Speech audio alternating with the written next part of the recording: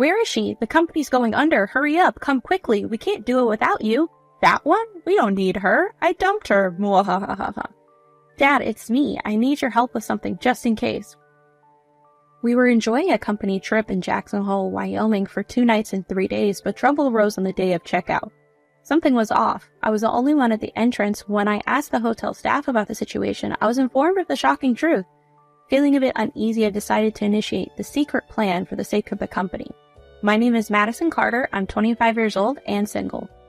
My family consists of my dad, mom, and me. I've lived a comfortable life since childhood.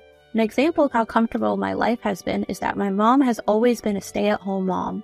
When I tell my friends that my mom is a stay-at-home mom, they're always surprised. It's probably because stay-at-home moms have become rare in this day and age. On the other hand, my dad's occupation has always been unclear, even when asking him or mom about it. However, when I graduated from college, my parents told me the truth during a family dinner at a restaurant. We've been vague about your dad's job, but the reason we've had a comfortable life is because he's been working hard as an investor. We really wanted to tell you before you started high school, but your mom stopped me. Oh, really? I kind of had a feeling. To be honest, I didn't know my dad was an investor, but seeing him and his sharp gaze when talking about money, economic magazines, news, and the way he handled phone calls, I knew he didn't have a regular job. My parents laughed at my nonchalant response, saying I was definitely their daughter. I laughed along with them. A few years passed since then, and now I work at a certain company. Fortunately, it was a job seekers market in my time, so I could enter any industry. I chose IT because I thought it could be a workplace where women could excel and working from home was possible. That being said, if I were to work remotely for 2 or 3 years after joining the company, I would fall behind my peers and would need to learn the job on my own. So now I go to the office 5 days a week. Actually, my IT company is a traditional sports-oriented company, and today we are on a company trip to Jackson Hole, Wyoming. The hotel in the mountains of Jackson Hole provided a high-quality and well-maintained space that healed our urban hearts. The attendees included managers, and the executives were said to be staying at the company. The managers complained about the executives while getting tipsy. Everyone was enjoying themselves in their own way, attending small talk, performing party tricks, and taking baths in the relaxing hot springs. And then on the last day of the 2-night, 3-day trip, a problem occurred because I was left at the inn. No way. I rushed to the front desk to ask about the status of the group bus, and I was supposed to be aboard. It was already departed. We asked the group leader if there was anyone who missed the bus, but there's no benefit for the hotel staff to lie to me, so there's only one person to blame. Senior, I'll hold the grudge, okay? What I got left behind is, at the meeting time the director had told me the day before was incorrect. What I heard from the director was we were going to meet at 2 p.m. or 1400. However, according to the hotel staff, the meeting was at 10 a.m. and the bus departure was at 10:30. With no other choice, I decided to call my coworker, Leanne. After the phone rang for a while, an automatic message played. I'm currently unable to answer the call. Please leave a message after the beep. I called her 5 times. 5 out of the 5 times, it was the voicemail greeting on her phone. That means she's probably on the plane and unreachable for a few hours. This is quite a predicament. If I could have had my way, I'd be back by 1 p.m. tomorrow. The reason is I have to attend a company meeting. The president also told me that I must attend tomorrow's meeting. Speaking of which, I wonder if something's up since the president seems so worried. For now, I'll try calling the president next. After the beep. It was the same as Leanne, which was a problem. Just in case, I'll try calling the president one more time.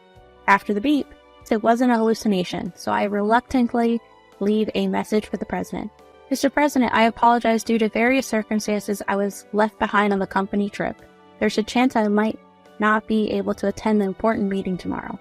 It's not my fault. There's nothing I can do. Normally, as a working adult, one should pay out of their own pocket to return. However, that's only when there's negligence on their part. In this case, I'm not at fault. In fact, I'm the one who got set up by my senior, and I want to complain a bit. Now, the problem is the senior who left me behind. I haven't done anything to upset him. That leaves either they simply dislike me or they don't like about me. The answer is probably both.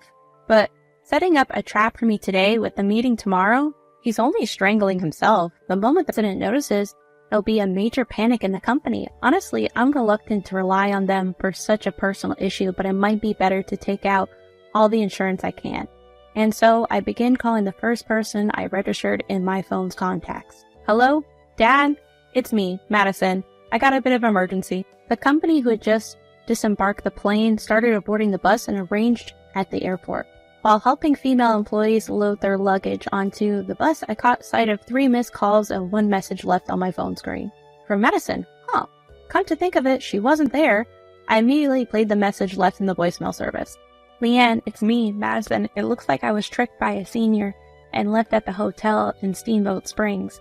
I have an important meeting tomorrow, but it's unclear if I can attend. Can you casually ask the senior why I'm not there? Inwardly, I was puzzled. What the heck was going on? Besides that, despite having an important meeting, Madison seemed surprisingly calm. In fact, I'm more flustered than her upon receiving the news. Anyway, I need to find out why Madison was left behind before thinking of my own feelings. Since the senior had just come to the bus, I casually asked him. It seems like Madison's missing. Oh, her? We left her behind. She must be panicking at the hotel right now. Ha ha ha ha.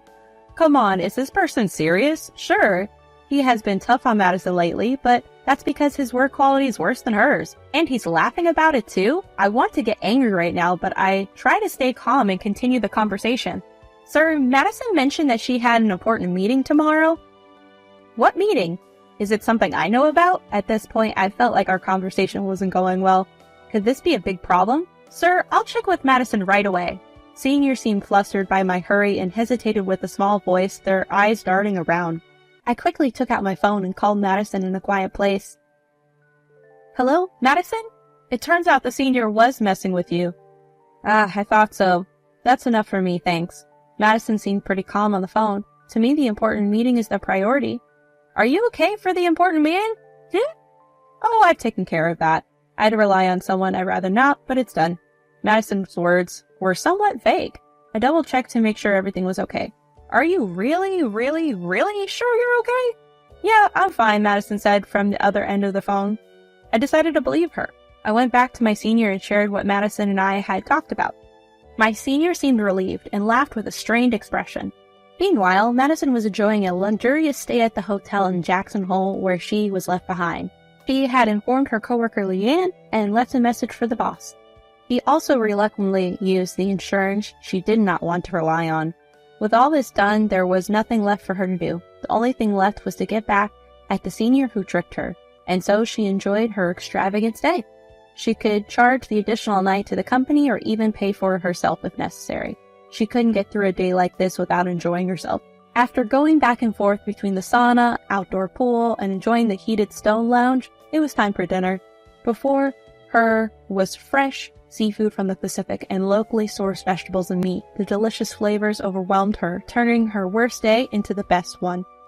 Where are you right now? The boss's loud voice woke her from a morning phone call. I'm at Jackson Hole Hotel, where a company trip is. The boss understood her situation and instantly was silent for several minutes. Boss?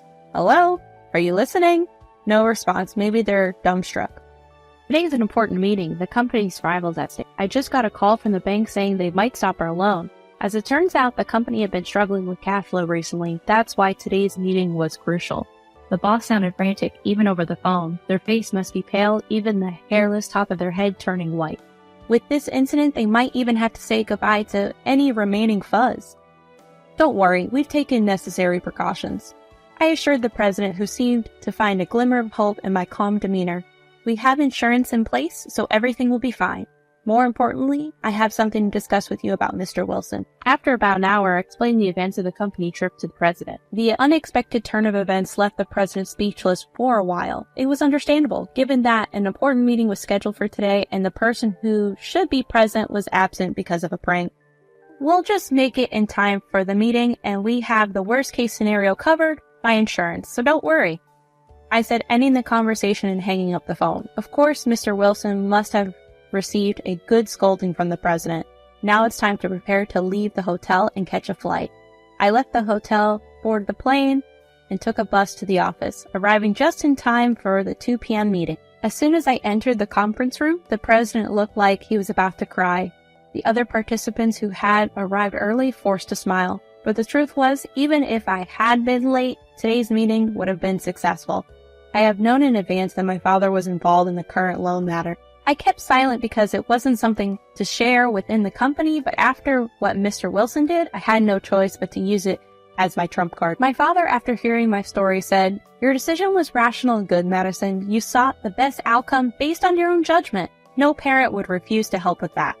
To be honest, I felt like I owed my dad a favor as a working adult. Although I wanted to surpass my father, it was against my intentions to use him. But I like everyone in my workplace, except for Mr. Wilson. That's why I wanted to save them this time, even if it meant bending my own policy. Since the meeting is over and I'm exhausted from flying in from Jackson Hole, I'd like to go home early today. I said it, not really meaning it, and left the company's conference room. By the way, I haven't heard about Mr. Wilson's situation. I wonder what happened. I wonder if he'll come into work tomorrow. As I pondered these thoughts, I headed home. The next day I saw Mr. Wilson. His face was still gloomy. When I asked Leanne, she said the president had scolded him severely. On top of that, his planned promotion was canceled. It's like adding insult to injury. I approached him and, pretending not to know anything, said, "Let's do our best again, senior." Mr. Wilson, hanging his head in disappointment, could only muster a weak reply. "It's better than being fired, and it'll be a lesson for him in the future. Now let's focus on today's task."